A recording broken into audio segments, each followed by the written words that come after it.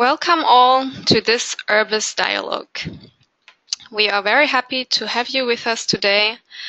And my name is Luisa. I work for ICLEI Local Governments for Sustainability, and I facilitate this webinar from the technical side. I want to give you a brief introduction to how we use the system that you have logged onto. So for the duration of the presentations that will be given, you will be muted. So you're in listen-only mode. However, we welcome your contributions, questions, and suggestions to the presentations and to the topic. So please type these questions into the question box that you see in front of you in the GoToWebinar interface. Also, if you have technical problems, please type them in the question box and I will help you as far as I can. I am handing over now to David Maddox, who is organizing the URBIS Dialogue series. Over to you, David. Hello, welcome to today's URBIS Dialogue. I'm David Maddox from the Nature of Cities and Chair of URBIS. The URBIS Dialogues are a webinar series designed to address urban challenges and share experiences and connect changemakers around our urban biosphere. Today's URBIS Dialogue is organized by Chantal von Ham of IUCN, and it's called The Benefits of Protected Areas for Urban Citizens, Overcoming the Urban versus Nature Divide. You can see our website for previous and upcoming webinars on the screen below.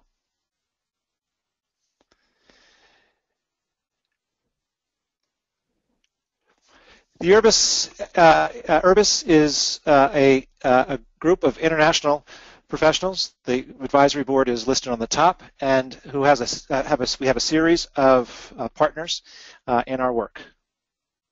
The URBIS Dialogues are a 15-webinar series, a global platform for urban dialogue. They happen on the first or second Thursdays of every month, and they bring together, as today, representatives from cities and local governments and leading experts from around the world to share their experiences and address specific urban challenges focusing on the sustainable use of regional biodiversity and ecosystem services, particularly to support social development in a rapid urbanizing world.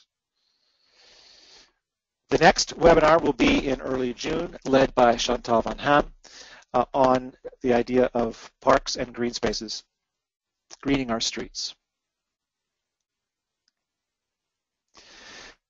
Today's webinar, let me introduce Chantal von Ham, The Benefits of Protected Areas for Urban Citizens, Overcoming the Urban versus Nature Divide. Please welcome Chantal von Ham. Thank you very much, David, and also on my behalf, welcome to you all. Today we will look at new ways of thinking about nature and urban environments as natural areas within and around cities restore and safeguard nature and biodiversity, but they also provide citizens many benefits such as clean water, they reduce air pollution, moderate the impacts of summer heat waves, and improve health and well-being. Reconnecting people with nature can help transform society towards sustainability, and cities are key places to make this connection. Yet, even though there are clear linkages between natural areas and human well-being, nature continues to be treated as a separate entity rather than the foundation of our entire socio-economic system. The outcome of the IUCN World Parks Congress, which took place in 2014, presents an ambitious agenda to safeguard the planet's natural assets and includes commitments to boost investment in nature solutions to respond to climate, water, health, and other challenges. And investing in nature within and beyond urban boundaries can offer a valuable economic return for cities, a value that is often underestimated. Increasing the understanding of these benefits that nature provides is really essential for the quality of life in cities, and this means that they also need to be integrated into urban planning and decision making. This will require greater collaboration between all key actors, policymakers, local communities, urban planners, the private sector, landowners, and also it means we have to explore new and unconventional partnerships to connect cities and urban citizens to the natural landscape surrounding them. So in today's webinar, we'll look more closely at three elements The first one is how nature can contribute to the well-being of urban citizens. The next one is to show some examples of successful partnerships for nature management in and around cities. And the third one is how to scale up the connection between healthy ecosystems and cities and their citizens in relation to opportunities that the benefits of protected areas provide. Well, we're very pleased today with the presence of three extraordinary speakers, and I will introduce them to you before I give them the floor to speak. And our first speaker is Pam Veinotte. She was formerly responsible for Banff, Yoho, Kootenai, and Fundy National Parks in Canada, as well as several national historic sites. Pam is now Rouge National Urban Park's first Field Unit Superintendent.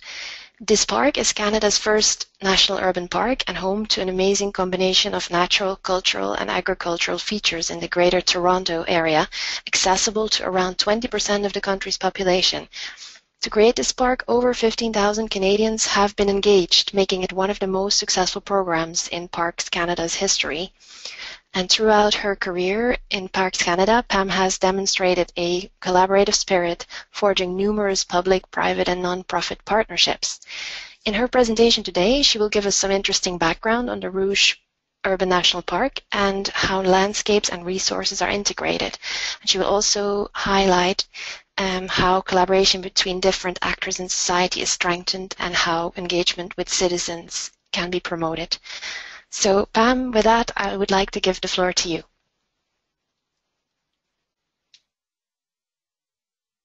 We're just calling up the presentation right now, and I'd like to say hello from very sunny Toronto today.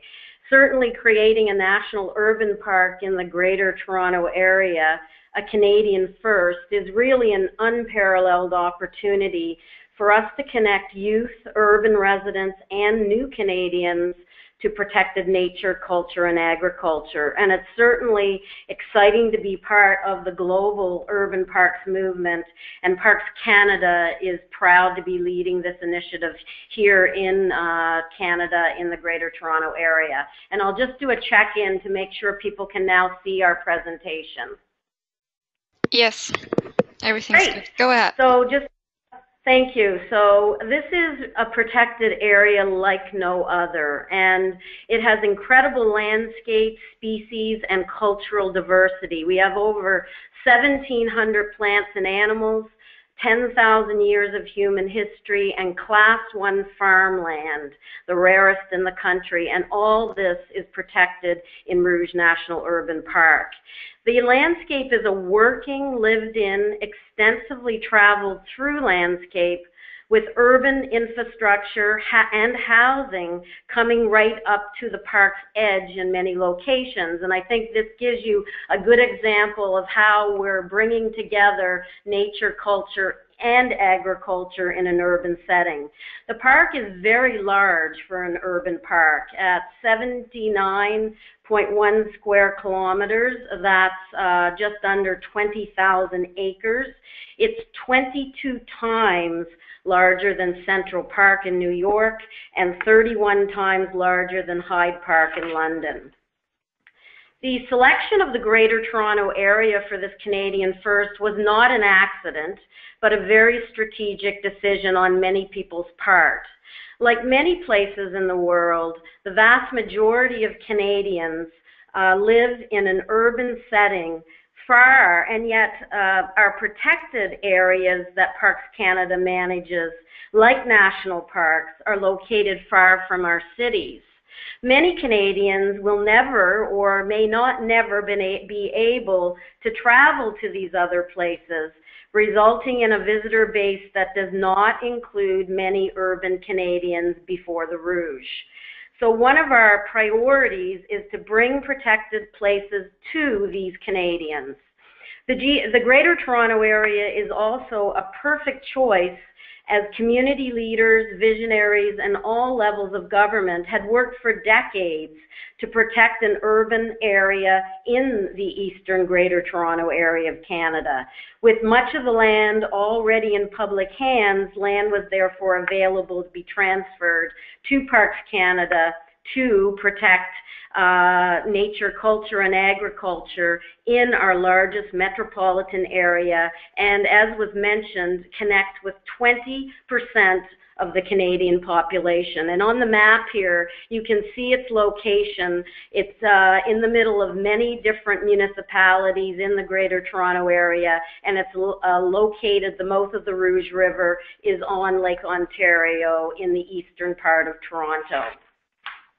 Municipalities are very much on board for the creation of this park. For them, it gives them a protected area with national profile and designation in their backyards and having assurances of the highest level of protection. It gives a great opportunity for their residents, especially youth. We're making a big investment in park facilities, programming, and key community assets. And then with all of these municipalities that you see labeled on this particular map, from Toronto and Pickering, Markham, and so on, it gives us an opportunity to have many public-private community partnering. So for us, the success will be when we are able to realize the Rouge's full potential, bringing this sense of connection and bringing together a protection of our natural resources, cultural landscapes, and working farms. And of course, this aligns us very nicely with current global thinking on urban parks and showing how important it is to integrate these things in order to have people support us and also to be what visitors need in terms of discovering the landscape. Early in our planning and collaboration with Indigenous peoples, governments, and stakeholders, we developed 9 guiding principles, which if you go to our website, you'll be able to see our draft management plan online. And this led to a very strong vision for the park. And you can see that we're commemorating and protecting this very diverse landscape, and we're linking the various landscape types together at the same time as inspiring personal connections, promoting a vibrant farming community, and allowing everyone in Canada who lives in this area or who visits this area to discover our whole family of protected places. Now, I mentioned at the start that integration is not only an important feature of our National Urban Park, it is absolutely critical to the future success of the park. Because we have this mosaic of landscape, we have to have an integrated approach. And this linking of the protection of all these features is certainly very much supported. And collaboration, which helps create the National Urban Park, is the key to its success. I'm giving you here on this next slide some collaboration objectives. And what I want to say, I won't go into them in detail, but just that it demonstrates our commitment to work with Indigenous peoples, other levels of government, communities, academic institutions, organizations, and citizens in an ongoing, deep, and meaningful way for mutual benefit for the health of the National Urban Park and in recognition of the park's role in the Greater Rouge watershed, in the Greater Toronto Area municipalities, in the system of protected areas, and in the world's urban park movement. As was mentioned, we've conducted the largest engagement program in Parks Canada's 105-year history. We've engaged 10 First Nations, 200 groups now, and 20,000 Canadians. We've taken an inclusive approach to gather a broad cross-section of perspectives, and we built on 3 decades of effort, while at the same time bringing new thinking and Parks Canada expertise to the equation. And collaboration underlies our governance structure, which is now being put into place, which will see a First Nations advisory circle, which already exists, a youth council, advisory committee, and working groups into the future. In terms of nature conservation and cultural resource conservation, we want to achieve maximum ecological gain while at the same time enhancing the large amount of farmland that we have in the park. And what we're doing is incorporating agriculture, human perspectives, health and well-being, and citizenship engagement in our approach to conservation. So we've really taken a modern, progressive approach, and it's predicated on working in collaboration. And of course, visitor and volunteer and community engagement is extremely important to not only understand park objectives, but encourage stewardship. Some of the things we're doing on farmland is examining potentials for replanting with native trees. We're controlling problem invasive species. And of course, something that's important around the world is promoting the presence of beneficial wildlife such as pollinators, birds, and snakes. Because this is good for not only the environment, it's good for farmers and farmland too. We've just gotten started with our facilities, trails, and programming. We have a concept, because we're a linear park, we're establishing a series of welcome areas throughout the park. Something very important to people is they can travel through the park, so trails are being established where they do not yet exist. And that will connect into the trail systems in municipalities. We've also have dozens of programs already and more to come. Citizens are being engaged through both ongoing opportunities and one-time volunteering opportunities. And you can see the type of promotion we do and the type of success we're having. So just some parting thoughts about integration and collaboration. Multi-jurisdictional collaboration is effective and powerful. And for those reasons, that's why all levels of government are coming together. Collaboration with Indigenous peoples, community outreach, and citizen engagement are essential. And when we're collaborating and integrating, we have to remember that these relationships cannot be built overnight. I've been here now for 4 years, and I'm proud to say that we've established some wonderful relationships with more to be done still.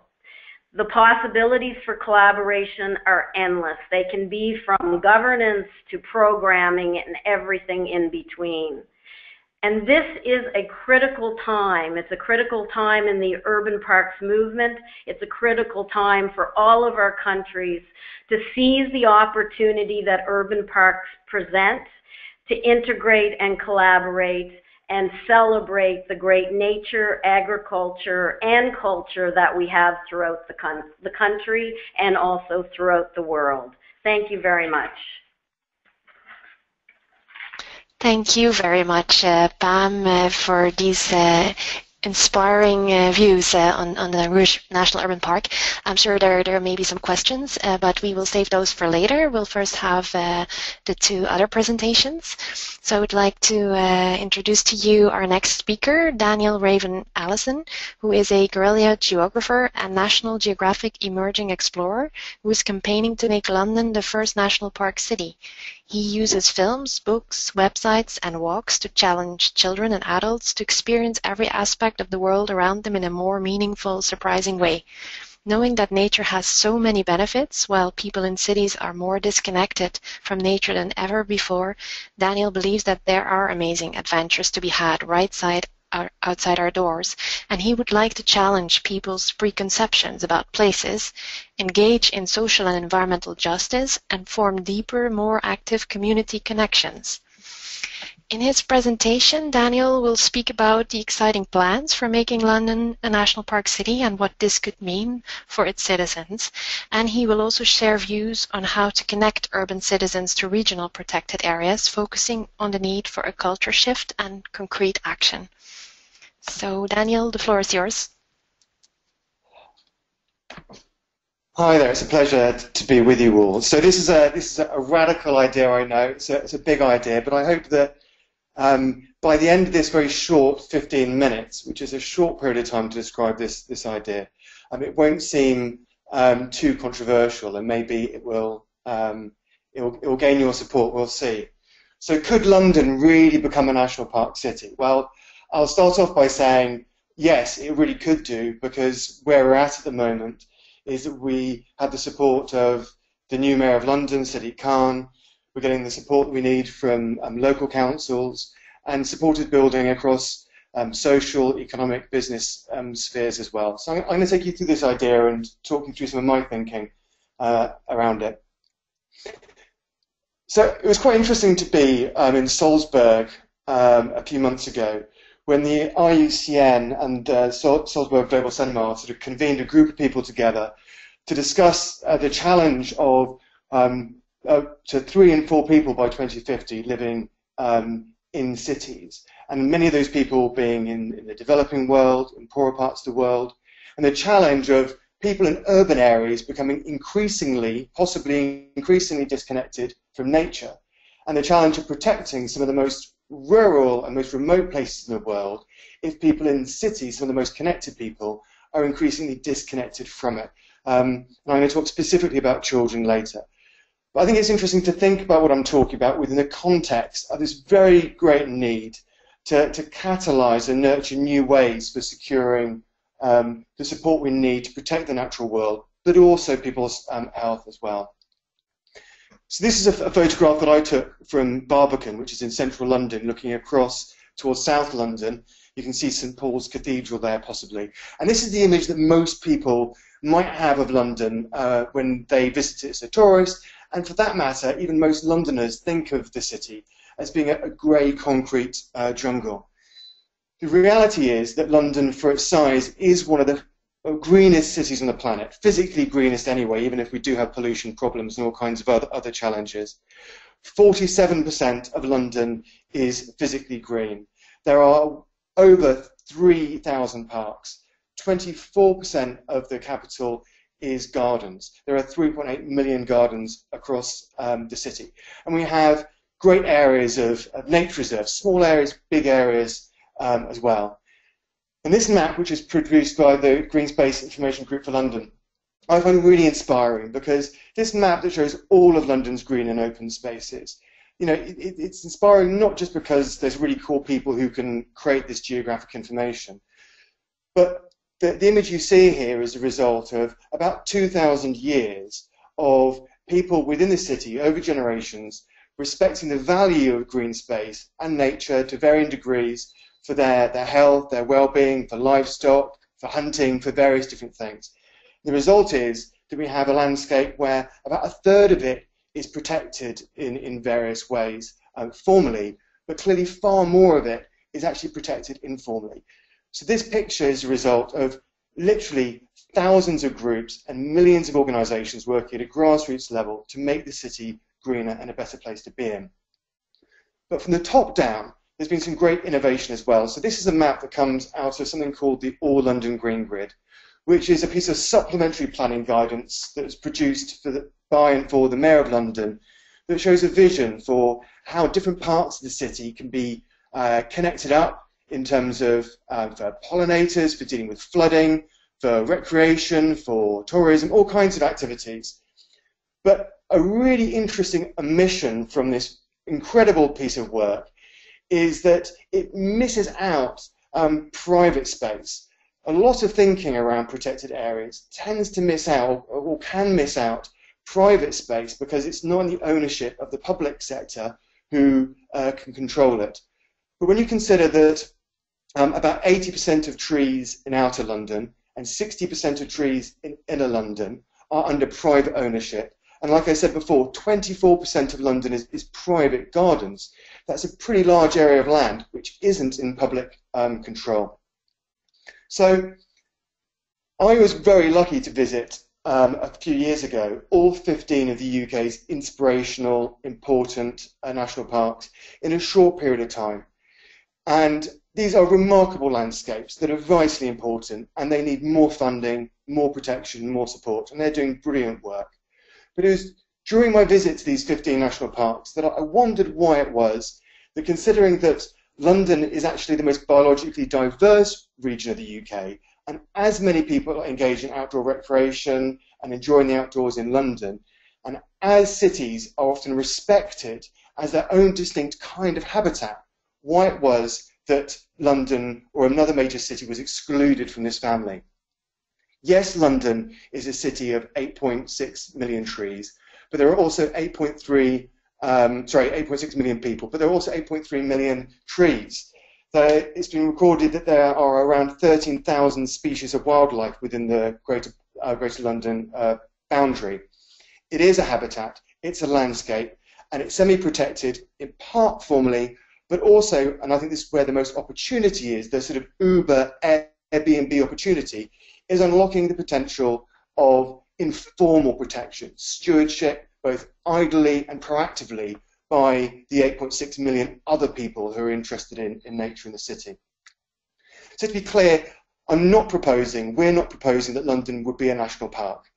That would be offensive to national parks, which are clearly distinctly different from cities and need to be communicated as distinctly different. But they would be a national park city, inspired by rural national parks, learning from national parks, which inverts the idea of rural places being backwards and learning from cities. It inverts that and says, well, actually, maybe some of the most pristine and rural places, cities can learn from too, if we combine these two great ideas. Now, I want to give one very specific example. I could talk about the need to connect London to our regional protected areas and national protected areas in people's minds and in terms of their protection. I could talk about health, I could talk about climate change, urban resilience, and tackling the concreting of gardens and all kinds of issues. But I want to talk about one that's very close to my heart, and that's looking at children. So we have a massive problem in the UK of children not benefiting as much as they could do from exploring, playing and learning outdoors. And this is a problem that's not isolated to the UK. And I do not think that technology is the primary problem in this either. And we could have questions about that afterwards. On this map, this is a map that we created as part of the campaign that shows some of our accessible green spaces across London, and then the dotted lines are the strategic footpaths that crisscross the capital. And interestingly, so far, these footpaths haven't really been celebrated in their entirety as they could have done. But anyway, from the far south of this image to the far north of this image, I have done a walk, going through as many of the green spaces as possible. I've seen all kinds of wildlife, from deer to snakes to parakeets, all kinds of animals. And during that journey, not seen a single child on a Friday of a school holiday. I've done another route, something called the Capital Ring, which you may be able to make out here while I'm talking, which is a 130-kilometre walk that goes through a donut of inner London, going through strategic, large, protected, open metropolitan parks, but also very, very small amenity areas and gardens as well. And during that walk, over 70 kilometres of that journey was on a weekend, Saturday and Sunday, clear blue, delightful weather, and I did not see any children playing outside, unaccompanied at all. I then did another project where I visited a place called Beckenham Place Park, which is this sort of, you can see like a 25 in a red spot just down there in southeast London. This is going to sound a bit dodgy, but I spent a day child spotting in the woods. And again, I saw all kinds of wildlife, but I did not see a single unaccompanied child. The only children that I saw out in the woods were with parents who were there also with dog walkers. It's like we have an understanding that we need to walk a dog twice a day for their health and to keep them well behaved and psychologically well and happy, but we don't seem to be able to afford our children the same benefits. It's a very perverse situation of neglect, how so many children are being kept indoors. In the UK, in London, it's estimated that 1 in 7 London children hasn't played outdoors at all with their parents in a green space in the last year. And the average child in the UK spends less time outdoors, including commuting to school and other things, than the average prisoner.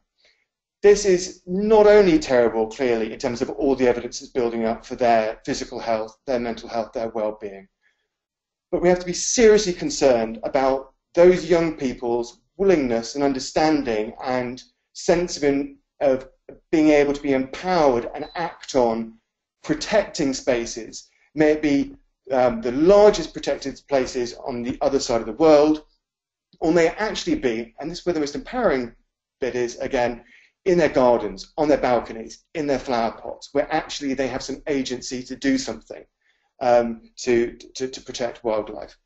So this is a really, really big problem, not just in London, but elsewhere. But it's not like there isn't organisations already working on this. In London, there are thousands of organisations. There are thousands of individuals who are doing all kinds of really exciting things to try and get more children active and outdoors, both formally through things like the Rugby Football Union and through football, but really innovative things as well, like play streets, where whole streets are closed down so that children can play outdoors, or nature therapists. Wild in the City by Beth Collier actually looks at bringing therapeutic benefits through direct therapies or by working with groups in natural settings, right through to innovative startups like Run an Empire, who are doing this giant Strava-like, Tron-like game where you can run around with an app and take over different parts of the city. There's lots of innovation going on, and it's slowly chipping away. But I do not think that for the current children coming up through primary schools and secondary schools, where I will also point out there is a problem. My son, in the whole of his first year of being 12 at secondary school, had no outdoor learning at school in his grounds at all, despite the fact his school is in a site of importance for nature conservation. And it's rated as an outstanding school by the government. There is an urgency to deal with these issues, which is more than just lots of small projects. We need to think at a larger scale. So the National Park City as an idea is about culture change. It's about shifting expectations. It's about creating an atmosphere that not only supports investment and interest in all these kinds of projects, but actually creates more of an appetite too. So I'm just going to summarize this by just showing you just a couple of things. So first of all, we need a culture shift. And I think at the moment, in the London context, a lot of the people who want to protect green spaces and want to protect parks have this kind of view that it's just good for you, so just have it. They don't want change. It says, have it, this is good for you. It's like medicine, just sort of put this down your throat. But we know sometimes children don't like taking medicine, even if it's good for them. And there isn't nearly enough work going on around how we increase the demand to get people into parks. For me, as a person who lives in this city, it's an hour on the bus for my son to get to the nearest skate park. It's an hour on the bus to get to the nearest place where we can do parkour without him getting into trouble. There's not enough strategic thinking taking place around not just people having availability of green space, but making sure that within green spaces and natural areas, there's stuff for people to do that young people actually want to do. But there also needs to be a shift in not just demand, but expectation as well. A shift in expectation where it is seen as neglectful for your child to be indoors and not playing outside, rather than the other way around, which is the current paradigm. At the moment, you're seen as neglectful if your child is playing outdoors, and that is perverse and twisted, and we need to invert that. And I think a large amount of these issues are underpinned by issues to do with permission, permission for children to play outside, permission for people to plant wonderful wildflowers in tree pits, permission for people to go out and start greening the city. We need to unlock that and have some very clear communication and politics that says to people, it's not saying just that you could do, this is stuff that we should be doing. The way that the National Park City is likely to do this, because we're still campaigning and working on the National Park City now, is really looking at identifying good practices that are already happening, not just in London, but around the world, and thinking about how those can be scaled up. Now, some of those good practices have been happening for 200 years, 400 years, but for whatever reason, they're only taking place in a small part of the city or in one place. They're not spread out like they could be. So the second part is around building capability. That's capability in those communities to help spread some of those ideas, but it's also about increasing overall investment in the environment sector by shifting culture, by increasing demand in exactly this kind of activity. And finally, and I think the most important aspect here, is scaling up, but scaling up not through more investment for more small projects, scaling up in terms of campaigns, communication, storytelling, signposting, telling people what's good, why it's good, increasing hunger, increasing demand, increasing permission and access for people to go and do things. And in that way, create a culture which actually creates more demand. Now, when I talk about this, I'm talking in the London context, but quite clearly, if people in a city like London, or a city like Manchester, or a city like Delhi, wherever it may be, if those people in cities where most business, most investment, most culture, literally in terms of population is happening, then those ethics, those morals, the empathy is far more likely to transfer into some of the most remote and least attractive but important parts of the planet as well. And a real unique selling point, or a unique point around this idea, is that it's not about saying what can the few do for the many, which is kind of where the environment community is at the moment, I think. It's about saying what are the things that 8.6 million people can do. And that's not necessarily about a nature judgment. It could be about a rope swing. It could be about building a den. Children might do those things because they want to get wet, not because they care about nature. But they're things that anyone can do. Gardens, greening gardens, getting into greening tree pits, playing outdoors. These are all things that everyone can do rather than being the things that just a few can do. And that's a defining point about the idea of a national park city is about the scale of people that can get involved. So the national park city idea really is about shifting what I think is a very dangerous divide between urban and nature, because actually some of the urban areas of the world have some of the very best nature in the world as well, and some places that are seen as nature, natural parts of the world, aren't really that natural at all. But even breaking down the divide between people and animals, because quite clearly people are animals too, and we need to frame cities as kinds of habitats where by living more closely with that community we'll all be better off. Animals, people, I made that divide myself, animals and people all together. So that's my rant over. Just to finish off by saying we have a series of large aims that are all very ambitious to do with, for example, connecting 100% of children to nature, making the majority of London physically green, making sure that everyone has access to high-quality green space, and connecting habitats across the city as well. And all of them are things that everyone can do. It's a crucial point, and they're empowering as well. Those are my contact details. We're having a big event on the 21st of September that you're all welcome to join us at. Thank you. Thank you very much, Dan, for painting this green future of London, and also, for being so passionate in sharing your ideas. So I'm sure that has given us quite some food for thought. So we keep that with us and go to the third speaker of today, and that is Saathi, who is a member of the IUCN Commission on Education and Communication Steering Committee and CEO of PCI Media Impact. He is deeply committed to community empowerment and using creative media to facilitate powerful social change. For over 25 years, Sean has been in the conservation and development field, and he has spent the last 5 years leading PCI Media Impact's growing portfolio of entertainment education programs that now spans over 35 countries. He believes that partnerships simply work better, and in his presentation, he will tell us more about Nature for All, a new movement to inspire a new generation to connect with nature, highlighting how the conservation community can reach new audiences and build a culture of conservation. So Sean, please go ahead. Thank you, everyone. It's a real pleasure to join you today. Having worked with ICLEI in the past, I am honored to address this group today. I presume everyone can hear me? Yes, right. We can hear you.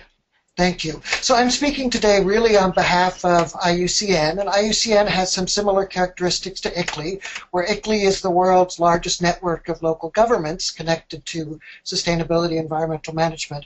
IUCN is a network of 1,450 NGOs and state governments that are committed to environmental work. And so really I'm discussing today, picking up on the ideas of Dan and Pam, how do we scale these innovations that connect young people and new audiences to nature, both urban and rural, and therefore create more of a culture of conservation. Sorry, Sean, just a quick remark. Can you please go on full screen in presentation mode in your PowerPoint so that we really only see the slide you're at? Wonderful. Thanks so much. For 25 years, I've been running workshops on environment, and many of those workshops I've started by asking the group the question, when did you fall in love with nature? And it's amazing to me the number of committed environmentalists who actually can identify that unique moment or series of moments where they fell in love with nature. Sometimes it was their grandmother taking them out in a park, sometimes a school or a church visit to a nature reserve, sometimes a classroom visiting a national park, or an urban child visiting an urban park. The very nature of the Nature for All campaign is to look at how we can create a billion of those moments. How can we scale examples like Pam and Dan's so that we can create a movement of programs that are learning from each other and scaling opportunities to deepen our cultural values associated with conservation. It is an IUCN campaign and a partnership, so at the end of this I'll be sharing with you how you can get involved in connection so you as an organization could become a formal partner in this work.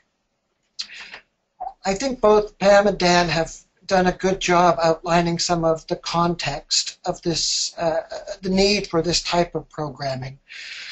An urban environment and more of the world's populations are living in urban centers. Those centers are at risk of getting disconnected from nature, and when you add to that the growing array of technology tools that particularly the young are engaged in that can further disconnect you from your natural environment, we have a context where we run the risk of not having the next generation of conservationists as part of the conservation movement. If we look at the statistics and the data around national parks, we'll observe that fewer younger people are going to parks, fewer are engaging, and Government of Canada, Government of the US, governments around the world have been trying to look for some systemic solutions to increase that youth engagement in conservation, and particularly around their urban groups. The solution, we believe, is fairly simple. People need to be aware of, experience, and connect to the natural world, whether that's inside their urban setting or taken outside and engaged in a more traditional national park. We've heard two great examples. One, Pam's out of near Toronto, which is a powerful manifestation of what partnership in large numbers and hard work can do. Dan's I love because of its visionary nature. These are four really quick examples, and there are hundreds. But one of the things we're doing around Nature for All is collecting case studies, because we believe one of the best ways to learn is to have access to other people's experience and lessons. The first is out of Peru, where they have been engaging artists systematically, taking the national park into the urban context. Park-inspired art, design, culinary events, music. These types of tools have connected young people and urban audiences to the more traditional park experience on the outside. What they're seeing is this is increasing people's interest in protecting the park and visiting the park. One of my favorites, because of the scale nature of it, is the US park system. Every kid in a park and every grade 4 and their family in the US, as part of the centennial 100-year celebration of the National Park System, has been given a free pass to the park of their choice. Imagine an entire generation of grade 4s all visiting national parks, all falling in love with nature. Think of the shifts that could have on the way a generation grows up and decides on how they vote, how they spend their money, and the careers they go into. The third one comes out of the Korea National Park Service, where they've been engaging young people to play a role in the community to market and advertise the park. So it's engaging youth energy to share stories that come from the park through park rangers. Again, a peer-to-peer learning, young people talking to young people with a branded personality, a park ranger. They're finding very effective in garnishing new interest in a new constituency for conservation. Those are 3 examples. We believe there are thousands of these examples around the world, and many of you on this call may have your stories and your examples. Nature for All is not a new program. It is really what Dan called for, a campaign. How can we learn from each other and scale best practices and good practices that will intensify a commitment to nature? This work has evolved in IUCN since 2008, and it comes out of a body of work that went through the Sydney World Parks Congress and other places called Inspiring the Next Generation. That was a very inward-looking brand, a very singing to the choir type of marketing. That has evolved now to an external-looking partnership campaign called Nature for All. The idea is to create an umbrella. And under that umbrella, look for as many partners who want to join. And there's at least 3 or 4 different ways that one can join. One can share one's best practices. One can use the materials and the brand and actually become a Nature for All official program. Or one can become a core partner and help in the very design and architecture of the work. This is still in its infancy. Well, not its infancy, because it's been worked on since 2008. It's still in its final design to be launched officially at IUCN's World Conservation Congress in Hawaii in September of this year. The idea, again, build a community, launch a campaign, engage new audience. We hope this will also help to enhance IUCN's connection. And a particular interest we have is stimulating cross-generational activities. How do we create a spark, a movement that creates a new generation? I hope we'll see many of you in Hawaii in September. ICLEI is a member of IUCN. Many of your individual organizations may be. The Congress could not be in a better location, as Hawaii does manifest a lot of that Nature for All type thinking, where urban environments are deeply connected to their natural environment. If you want more information, you can go to the website, natureforall.global. You can write to the email on this for general information at the info@natureforall.org, I think. Or lastly, sorry, I want to put this up. You're welcome to write to either Mike or myself. Mike Wong is out of Parks Canada. He is the other co-chair of the Nature for All Task Force. That's his email there, or Saathi@mediaimpact.org. Those are for if you're actually interested in exploring a deeper partnership with the Nature for All movement. Thank you very much for allowing me to share these ideas.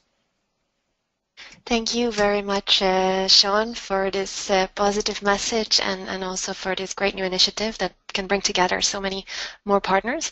As we now still have a bit more than 20 minutes, we can open the floor for questions from your side. So if you have questions, you can type them in the chat box that you can see in your screen. And I'm actually going to start with a question that I got here from David, which is how can people from other countries learn from these ideas that have been developed in Canada and London?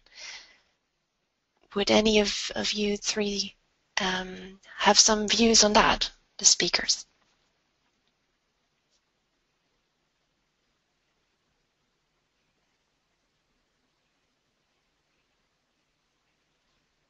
Perhaps, Pam, you can give some ideas on how you see the learning potential from your experience in Canada and how that can be transferred to other cities in the world and other parts of the world.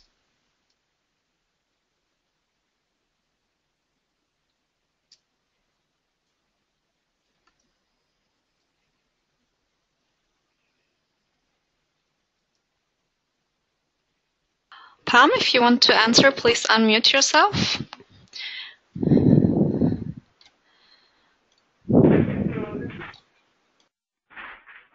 Can you hear me now? Yes, we can hear you. Oh, great. Sorry. Yes, I had unmuted my phone, hadn't realized I had to unmute my computer, too. Yes, I was just suggesting that there are a lot of examples, I think, that are applicable around the world.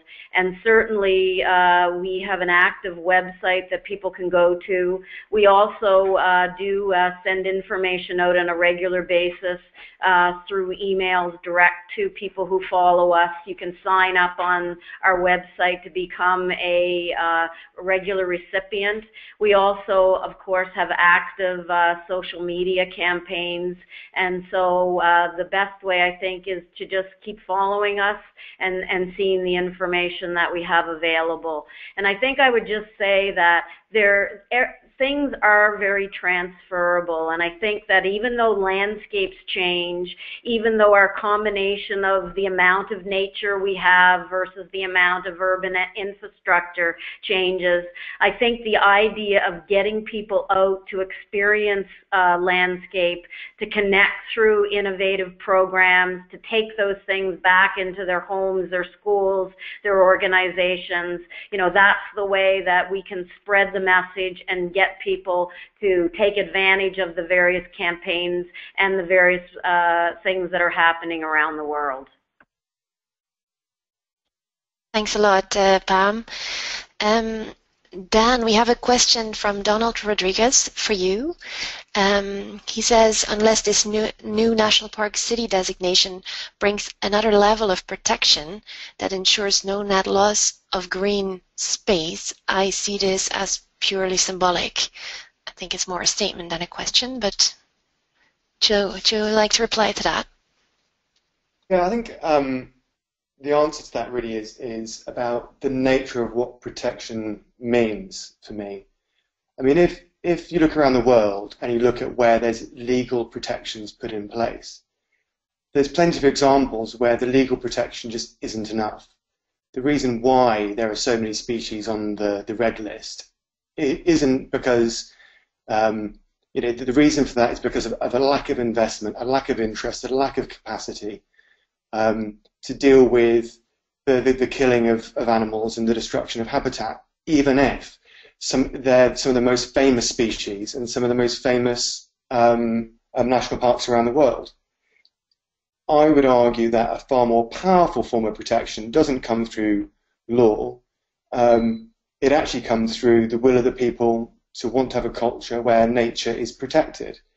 And you just look over your garden fence if you've got one, from one garden to the next, and you can see the power of some people who protect just because they understand the value of protection.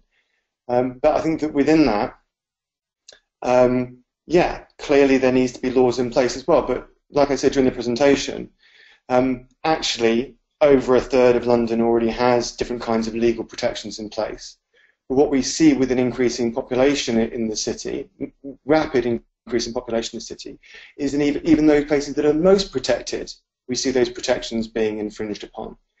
And it's my view that what we need is a cultural shift where it would be unthinkable to start infringing upon those areas. And that's about culture rather than necessarily about the law.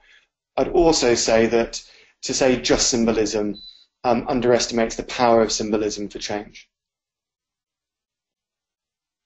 Thanks, Dan. Actually, there is another question that came here for you from Anke Metze-Neteta. He says, is there an agency in London that is actively pursuing the properties that are privately owned in terms of purchase and inclusion into protected area systems or other models of stewardship? And also if there is a way of enabling public access to private property. Wow, that's a really big and complicated question.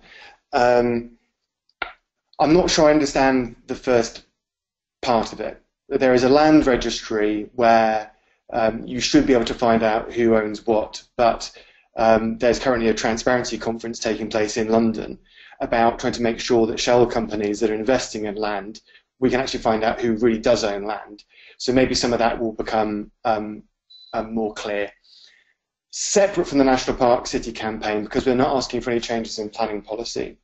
It is the case that in Scotland and in some of the UK's national parks, there is a right to roam, where there's a presumption that as long as you don't do any harm, that you can go wherever you want.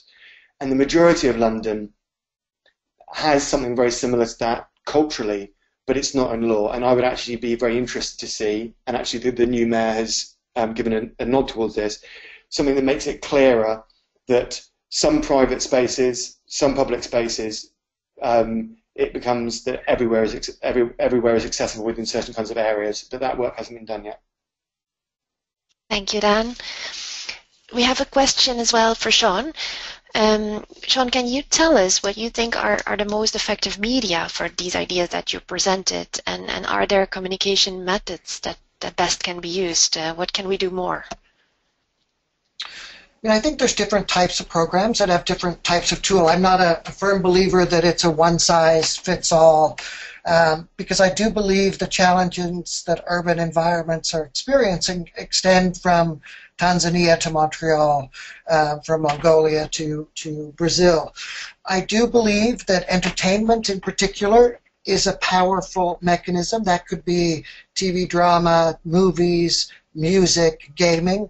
These are powerful ways to engage new audiences, particularly young people, without being preachy. As soon as we start being preachy, nature is good for you, we run the risk of people turning off their interest in engagement before they even enter the discussion. So I think we have to find a way to motivate, inspire engagement, where we almost tease people into falling in love with nature. I like Dan's idea of the parkour. How do you, or gaming, or nature parks, or roller skating parks, or anything that makes people feel the outdoors more. Let me stop there. Thank you very much, Sean. Dan, there is another question for you from Louise Lizzie Bruno, and she would like to know what you thought about how to integrate private spaces such as garden into this action to build the London National Park City.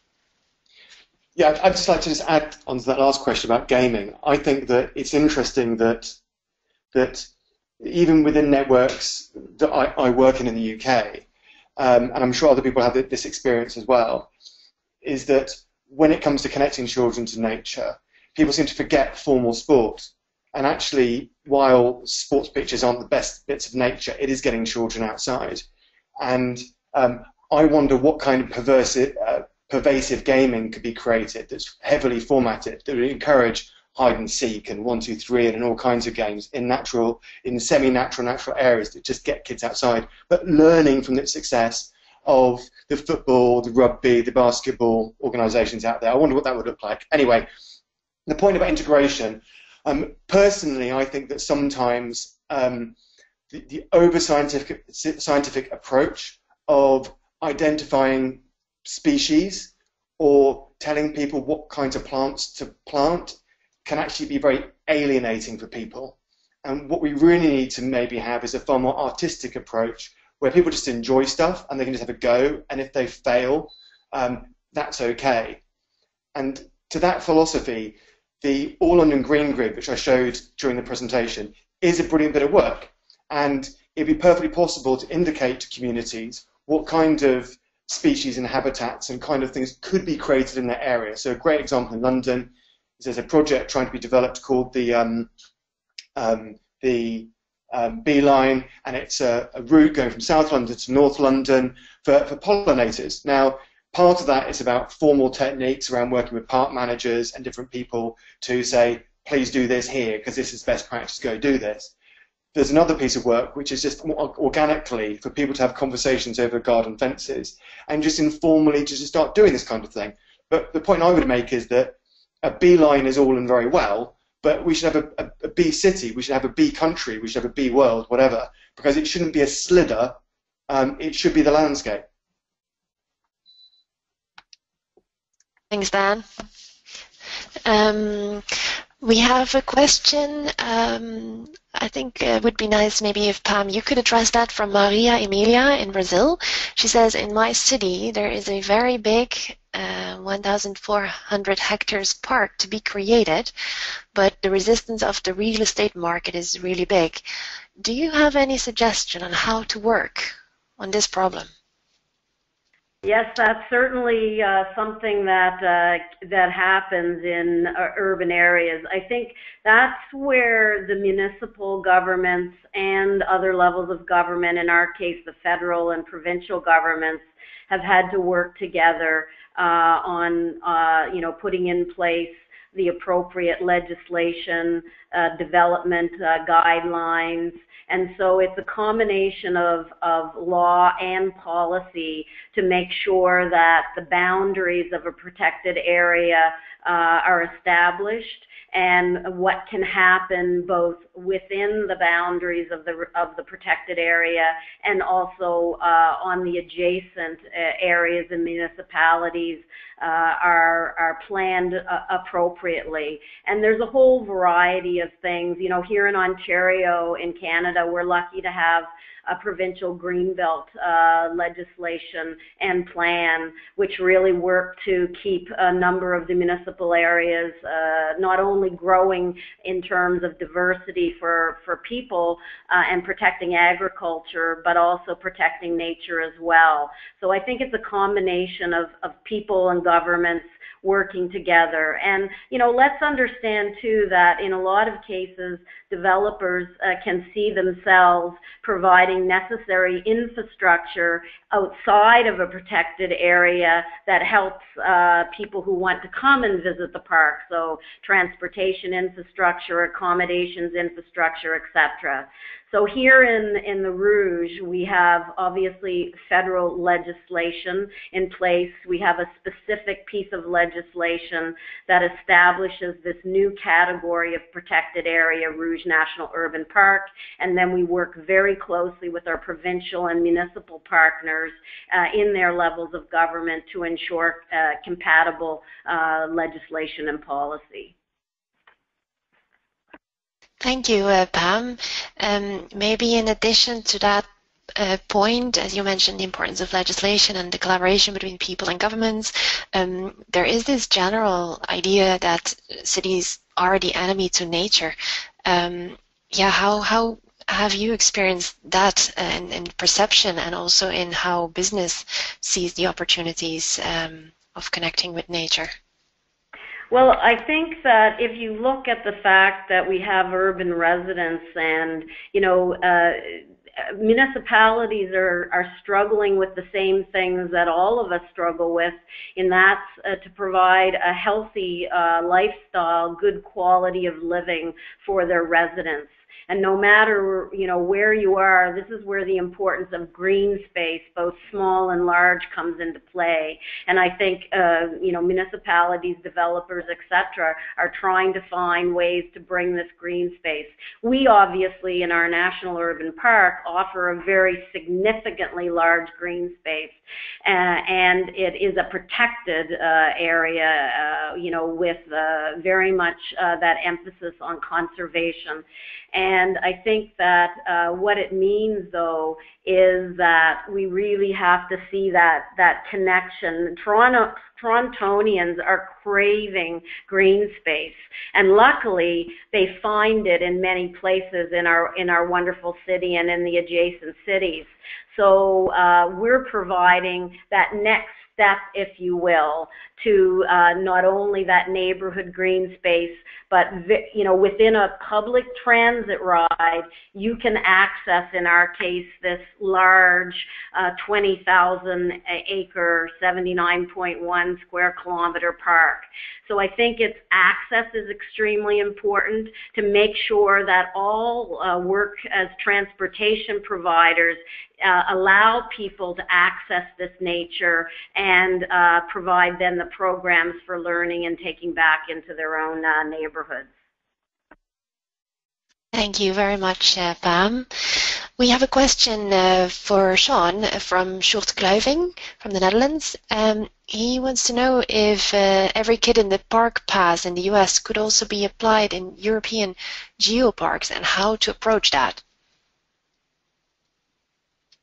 I mean, I think it's a great question, and one of the reasons we're excited about the Nature for All concept is because it invites the idea of taking a good practice one place and applying it somewhere else. Now, we don't believe in general that cookie cutters, you can't just take one idea and apply it somewhere else. It needs to be modified, contextualized, nature culturally appropriate.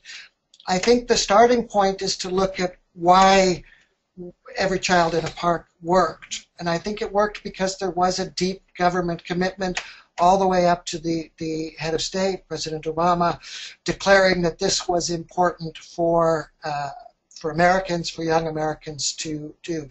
They used the occasion of the 100-year celebration of the National Park System to sort of get a story that supported the healthy parks, healthy people type thinking behind every kid in a park.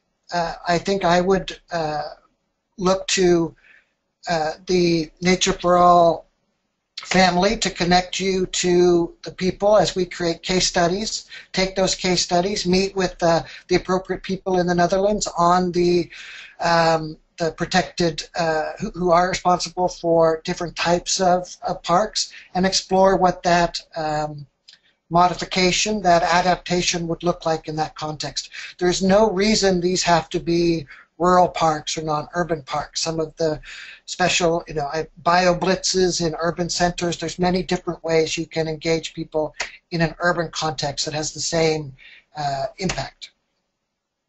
Thanks, Sean. Thanks. No, I think that's very helpful. There's another question for you. It refers to the presentations that you did and Pam. Gerard de Vries, he says that in your presentation you did not focus so strongly on the benefits for urban citizens. In terms of ecosystem services, it seemed rather supply-oriented. Do you think that there is a need for making these benefits more clear, and especially to create more attention for the demand for certain ecosystem services? We have,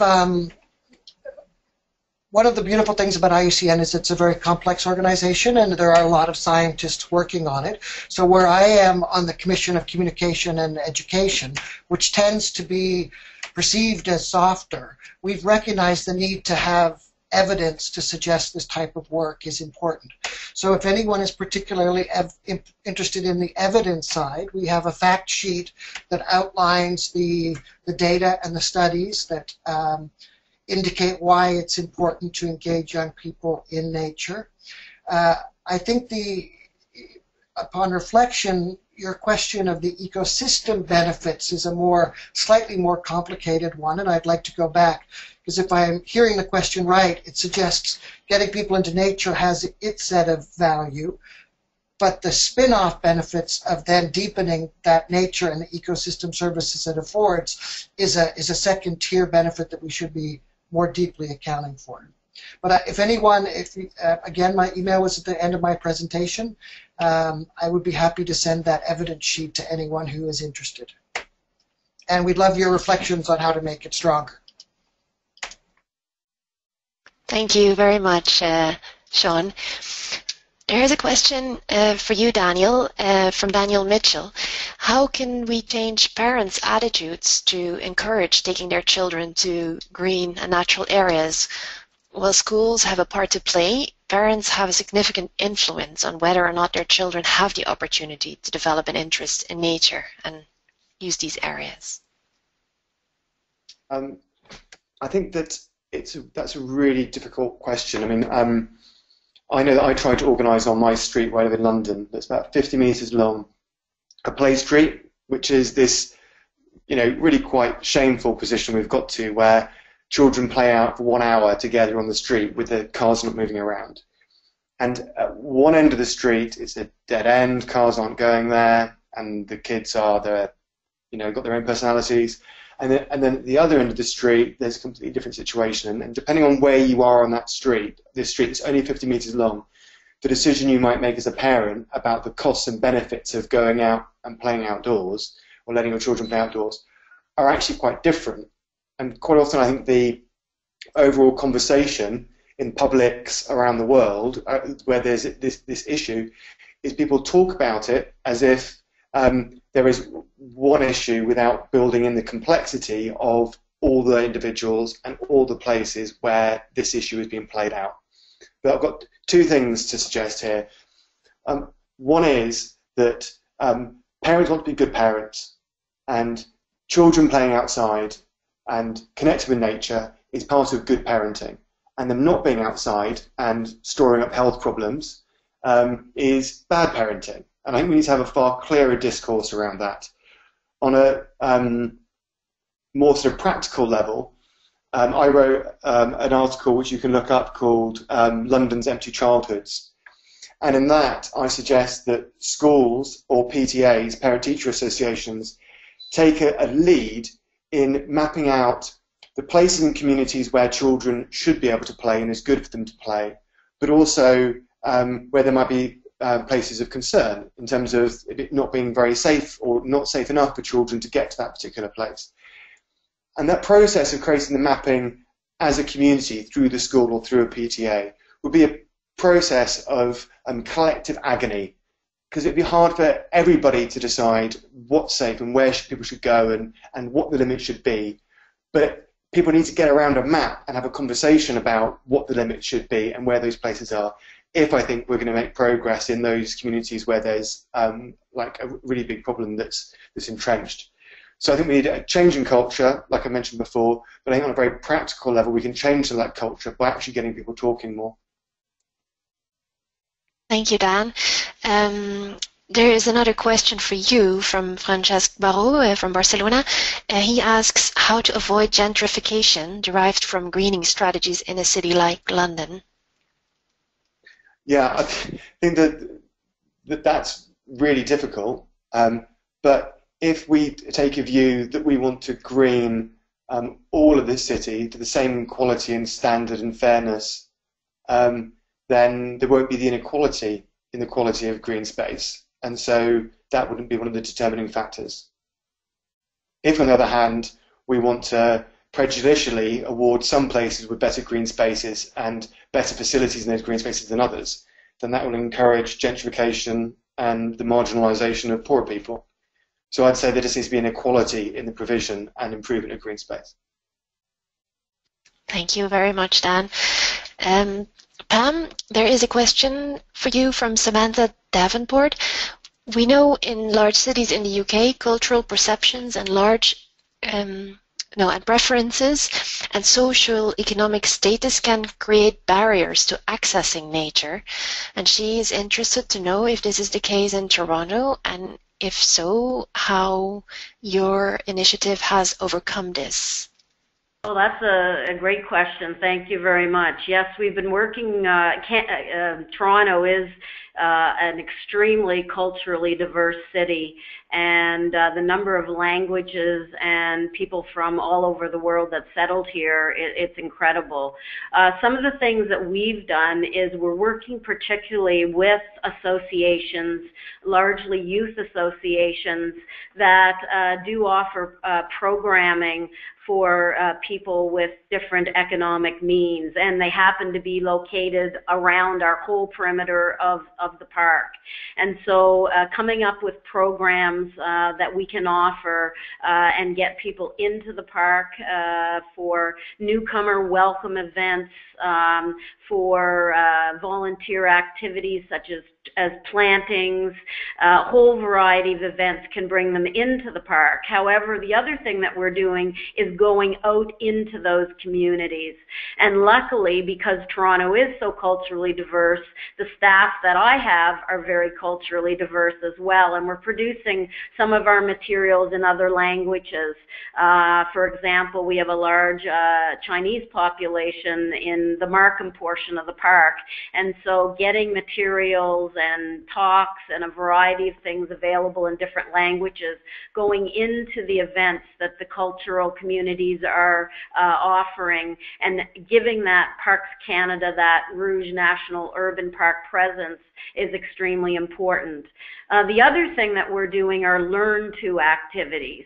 And that could be everything from learn to camp, learn to fish, learn to mountain bike, and so on and so on. And we're finding that a lot of folks who may be new to Canada or who may never have had this opportunity to try that event, that type of experience, or they may actually have some fear and want to overcome that fear. So our Learn To activities that we're offering for families and for youth are ways that we found work very well to bridge. And one thing I should say is that no matter what your cultural background might be, gathering together to spend time with family and friends and to eat in like a picnic environment, that's something that seems to be something that everybody wants to do. And of course that means as well having the facilities that allow for those larger gatherings of family members and friends, and to have the right equipment, if you will, so that people can cook up whatever it is they're wanting to enjoy in that natural setting. So those are just some ideas that we've been employing and others may find useful in their own circumstances. Thank you, Pam. I realize that we are going a bit over the time, but as I see that most participants are still here, I take that as a sign that you're enjoying the exchange. So with your permission, I'd like to continue a little bit more because we still have some very interesting questions here. So Pam, while we're still with you, I think it's quite a difficult question. It's from Juana Marino. She asks, what is the best way to overcome our authorities' short-term and short-sight perspectives? I take it by authorities, you're talking a little bit about legislative or policy authorities. I'll assume that that's what the question relates. Well, some of those changes certainly can't be changed or made overnight. So I think that it's, I would again draw back to governments working at different levels, having those conversations. And I think it's the idea that just because something may be in place now or maybe the way things were always done, I think you have to challenge that idea and I think Dan mentioned something about giving permission, and I think it's a question of finding those innovative solutions, getting the right people in the right rooms to talk about some of the challenges, and finding those creative ways to, when those things exist as barriers, to overcome those barriers. And, I think that luckily, there are movements that occur at local levels, at federal and national levels, at international levels, like Sean talked about with the IUCN's activities. And I think all of those help to understand that, these are things that need to happen.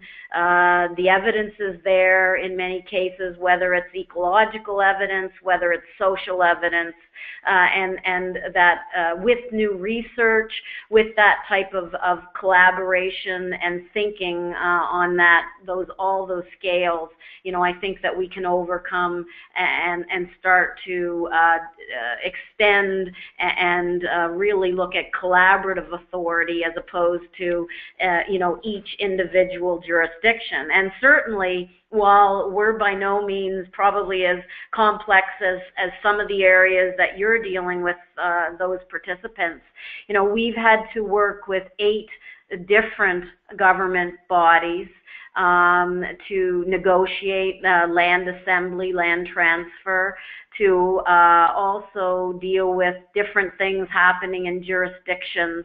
But I think because some of the challenges we face are the same, that's obviously there's a real desire to find those common solutions. And so I think there's optimism, and I think there's also, you know, the momentum of what's happening worldwide and within our own countries that are going to help us. Thanks, Pam, for that extensive answer. Sean, maybe this is a question that you can say something about, as you've worked in so many different parts of the world. In places that have weaker or less funded governments, are there models in which citizens can band together to act in these ways and, for example, make citizen-driven open spaces? Oh, I think there's a number of really exciting examples of community-driven conservation. I think the whole community conserved area movement, which has redefined the way we account for and look at the concept of national parks, is a great example. And around many parts of the world, there's now embedded in legislation the ability for communities to explicitly conserve areas. I think the entire movement around RED, reduction of emissions from deforestation and degradation, puts in the hands of communities new opportunities for conservation that brings economic benefits. I think there's a lot of exciting sustainable livelihood models, everything from ecotourism to natural-based solutions, creation of products out of natural environments. I think some of the most exciting work, in fact, is coming in parallel to the official work of parks. There's many ways to find that work. I worked at UNDP in a group called the Equator Initiative for some time, which was a look at the win-wins between biodiversity conservation and poverty reduction at the local level. And on equatorinitiative.org, there would be a large number of exciting examples. Thank you very much, Sean. I think we'll move to the last question, which I'll pass on to you, Daniel. It's a question from Marcus Collier. He asks about the potential role of citizen science, citizen observation in engaging participation of all ages.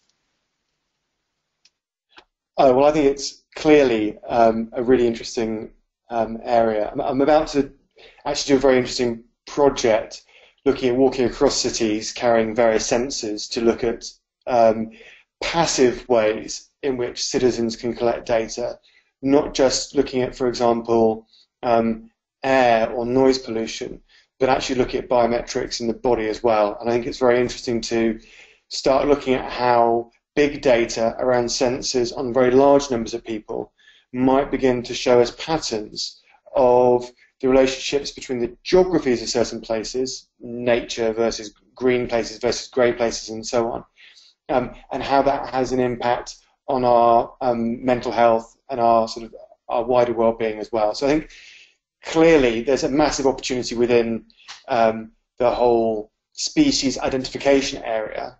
Then there's this more passive piece, which is interesting around technology, but the bit that I'm most energized about is thinking about how we can take the concept in an apolitical way of rewilding, which I think is very empowering, and it's a slightly more aggressive stance that's needed and is good. And think about how people can be empowered to engage in citizen science that involves playfully creating nature and creating life in places, but without necessarily having to have the weight and baggage of some of the harder science that I think a very large number of people out there would feel quite alienated by, like I said before.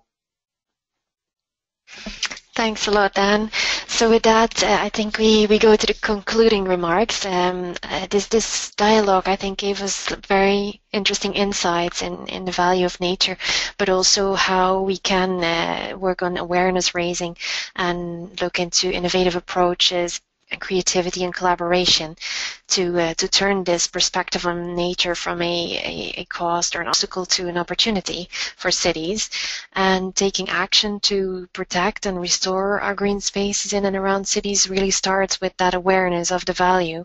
And I think that it's clear from the stories that we heard today that there are really inspiring initiatives and partnerships out there that demonstrate how this connection between cities, citizens, cities and nature can be made. And yeah, I think it would be great if all of us could help and spread these important ideas, and that all of us connect more in the future so that this can benefit citizens around the world.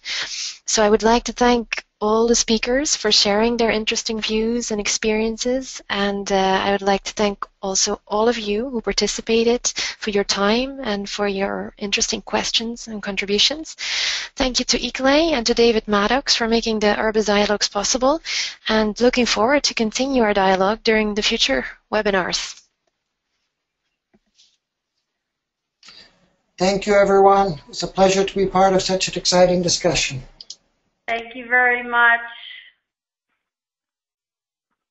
Thank you all very much. Very pleased to connect with anyone beyond this conversation. Have a great week.